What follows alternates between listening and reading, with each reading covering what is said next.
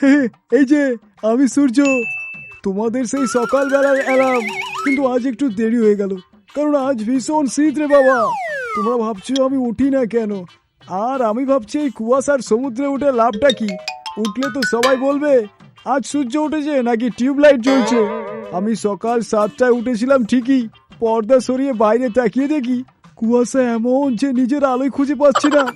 বললাম থাক বাবা, আজ একটু লুকিয়েই থাকি। এই শীতে আমারও সমস্যা কম নয়। গায়ে কম্বল নেই, মাফলার নেই, হিটার নেই, শুধু একটাই আছে, সেটা হলো দায়িত্ব। না উঠলে তোমরা বলো আজ সারাদিন মনটা ভার ভার লাগছে। আবার উঠলেও শান্তি নেই, কেউ বলে ও শীতেও রোদ্দুর, ঘাম হচ্ছে। আরেকজন বলে রোদ্দুরটা জানলার ভেতরেই থাকুক, বাইরে বেরোতে ইচ্ছে করছে না। আমি কি করবে বলো, সবাইকে খুশি করা কি সূর্যের কাজ নাকি? তাই আজ আমি ঠিক করেছি অল্প অল্প করে দেখা দেব, যেন তোমরা বলতে পারো এই তো সূর্যটা আছে, কিন্তু বেশি নয়। আসলে জানো তো, শীতের দিনে আমি লুকিয়ে থাকি মানে এটা নয় যে আমি আলসে, এটা আমার রোমান্টিক মুড।